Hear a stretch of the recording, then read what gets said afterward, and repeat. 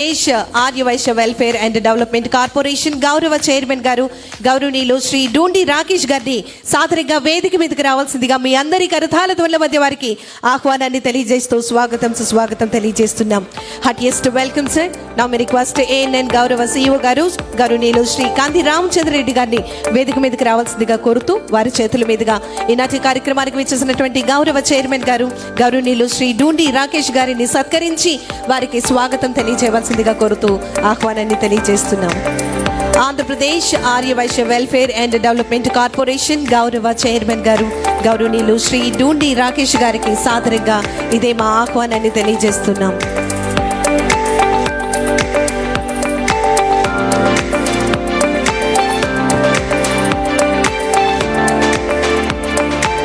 Thank you sir. Thank you very much.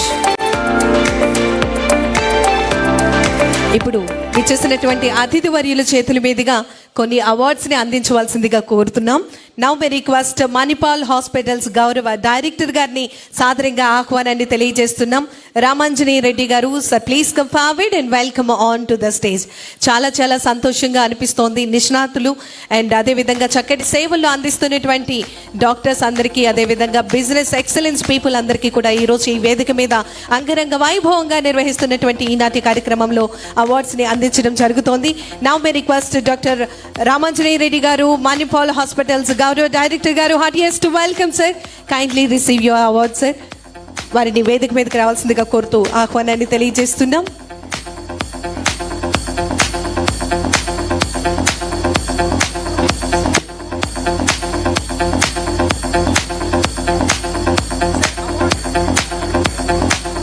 Request అవార్డుని తీసుకురావాల్సిందిగా కోరుతున్నాం. Team please respond.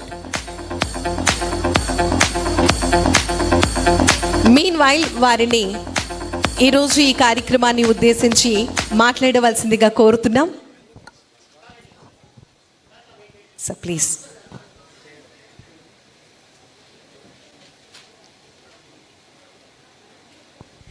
Yes, వారు award తీసుకునే ముందు వారి యొక్క అనుభవాలను మనందరితో ఒక్క నిమిషం పంచుకోవాల్సిందిగా విన్నవించుకుంటున్నాం సార్.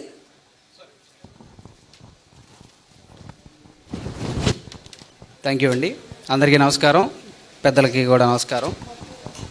అనుభవాల కంటే కూడానమ్మా ఒక చిన్న కథారూపంలో అందరినీ ఒక్క విషయంలో మోటివేట్ చేయాలనుకుంటున్నాను. తప్పకుండా, విత్ యువర్ పర్మిషన్ సార్. ఒకసారి పిల్లలు కూడా వెనకాల వినాలి.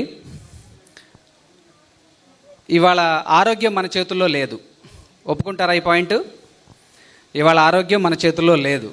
ఏదైనా జబ్బు వచ్చిన తర్వాత హాస్పిటల్కి వెళ్ళి నయం చేసుకోవడం తప్ప రాకుండా ఎలా చేయాలనేది మనందరం కూడా నెగ్లెక్ట్ చేస్తున్నాము. దాని గురించి ఒక చిన్న విషయం ఒక కథా రూపంలో చెప్పాలనుకుంటున్నా. పిల్లలు పర్టికులర్గా వినాలి. ఎందుకు పిల్లలు అంటే నెక్స్ట్ జనరేషన్ వాళ్ళే. మనం ఇంకొక 10 ఏళ్లలో భారతదేశంలో 40 కోట్ల మంది ముసలోళ్ళు తయారవుతున్నాం. ముసలోళ్ళు అంటే 60 సంవత్సరాలు దాటిన వాళ్ళు. So young India, healthy India తయారవ్వాలంటే పిల్లలందరూ జాగ్రత్తగా వినండి.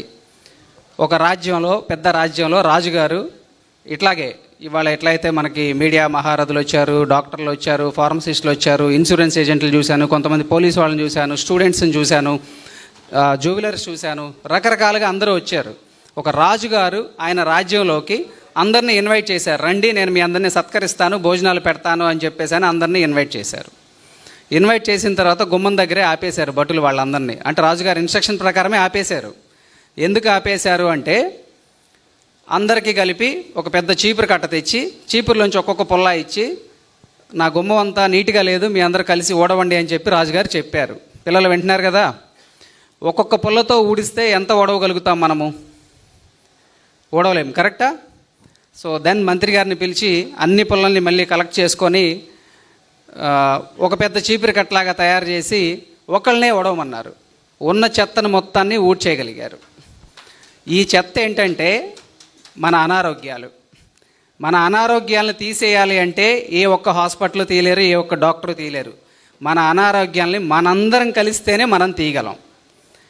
ప్లీజ్ దయచేసి పొద్దున్నే లేకండి, వాకింగ్కి వెళ్ళండి, మైండ్ఫుల్నెస్ యోగాకి వెళ్ళండి, మెడిటేషన్స్కి వెళ్ళండి, మంచి ఫుడ్ తినండి, గ్రీనీ వెజిటేబుల్స్ తినండి, ఆకుకూరలు తినండి. అందరూ రోజు చెప్పేవి మంత్రి సత్యనారాయణ గారి దగ్గర నుంచి ప్రతి డాక్టర్, మీరు వెళ్ళే ప్రతి ఒక్కళ్ళకి షుగర్లు, బీపీలు అన్నీ ఉంటున్నాయి మనకి బాడీల్లో. ఇవాళ మనకి మన అలవాట్లు మనం మార్చుకోవాలి. మార్చుకుంటే మనందరం కలిసి చేస్తేనే ఇందాక చెత్తపోయినట్లు మనలో ఉన్నటువంటి అనారోగ్యాలు పోతాయి.